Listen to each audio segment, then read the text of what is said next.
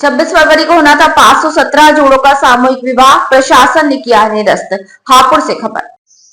हापुड़ जनपद के रामलीला मैदान में आयोजित मुख्यमंत्री सामूहिक विवाह कार्यक्रम अव्यवस्थाओं और घटिया इंतजामों के कारण स्थगित कर दिया गया। जिलाधिकारी अभिषेक पांडे ने खराब व्यवस्थाओं पर सख्त नाराजगी जताई और ठेकेदार को टेंडर कैंसिल कर ब्लैकलिस्ट करने के आदेश दिए। आपको बता दें कि जनपद हापुड़ में मुख्यमंत्री सामूहिक विवाह योजना के तहत 26 फरवरी को 517 जोड़ों का सामूहिक विवाह होना था, जिसे ठेकेदार की लापरवाही और भ्रष्टाचार के चलते जिलाधिकारी ने स्थगित कर दिया। बताया गया है कि 75 लाख का टेंडर छोड़ा गया था, लेकिन जब मुख्य विकास अधिकारी हिमांशु गौतम व्यवस्थाओं को देखने पहुंचे तो उन्होंने देखा कि पंडाल में फटे और गंदे कपड़ों का इस्तेमाल, सजावट में निम्न स्तर की सामग्री, भोजन की बेहद खराब गुणवत्ता, साफ सफाई और बैठने की व्यवस्था की कमी पाई। जिसके बाद सीडीओ ने अपनी रिपोर्ट जिलाधिकारी को सौंपी। जिलाधिकारी अभिषेक पांडे ने कार्यक्रम स्थल का निरीक्षण किया, जिसमें उन्हें कमियां पाई। इसके बाद उन्होंने इस कार्यक्रम को निरस्त करते हुए ठेकेदार का टेंडर कैंसिल करते हुए ब्लैक लिस्ट कर दिया। हापुड़ से जिला प्रभारी कपिल गुर्जर की रिपोर्ट। और हमें ये भी समझ में आया कि इनकी मंशा भी जो है वो सरकारी धन को सही प्रकार से इस्तेमाल करने की नहीं है और ना इनका सामर्थ्य है उस प्रकार का आयोजन करने का।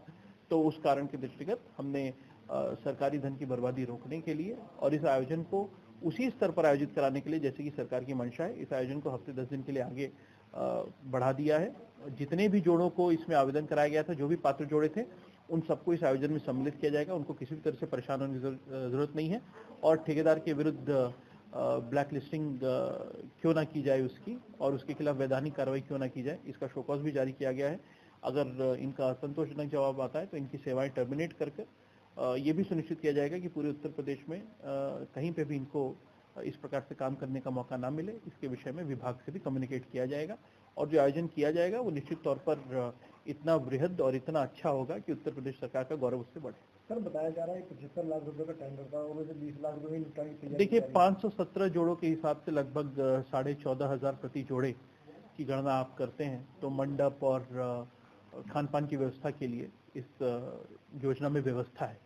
और जब इतने बड़े समारोह का आयोजन होता है, इतने सारे जोड़े एक साथ उसमें आयोजन करते हैं, वर वधू दोनों पक्ष से परिवारजन भी सम्मिलित होते हैं, परिवार के लिए भी गौरव का क्षण है। तो जो धनराशि इस आयोजन के लिए उपलब्ध थी उसकी तुलना में बिल्कुल भी उस प्रकार का अरेंजमेंट नहीं किया जा रहा था। कई बार हमारे अधिकारियों ने इनको सचेत करने का प्रयास किया, लेकिन जब इनके कान पे जू तक नहीं रहेंगी तो फिर हमें इनके खिलाफ कार्रवाई करके और इस कार्यक्रम को आगे बढ़ाकर नए सिरे से कराने पर निर्णय लेना पड़ा। तो कहीं ना कहीं सर इस सरकारी महत्वाकांक्षी योजना में भी ठेकेदार के द्वारा भ्रष्टाचार किया जा रहा है। देखिए प्रयास जरूर ऐसा कह सकते हैं, उनके द्वारा प्रयास तो किया जा रहा था, लेकिन चूंकि हम लोग ने समय रहते एक्शन ले लिया है तो इस प्रकार से मतलब अगर उनकी इस प्रकार के इरादे भी थे तो उसमें वो सफल नहीं हो पाए। और हमारे सभी अधिकारी हम लोग इस बात के प्रति कृत संकल्पित हैं कि सरकार की तरफ से एक एक रुपया जो समाज कल्याण विभाग या गरीब कल्याण के लिए आता है वो पैसा सही जगह पे लगे, लाभार्थियों तक पहुंचे। सर, बताया जा रहा है पूर्व में भी इसी के फर्म है, इसके द्वारा पूर्व में टेंडर लिया गया था। जी देखिए जो टेंडर होता है वो तो पूरे वर्ष के लिए होता है। उस वर्ष के दौरान जितने आयोजन होते हैं उसकी संबंधित जिम्मेदारी उन्हीं की होती है।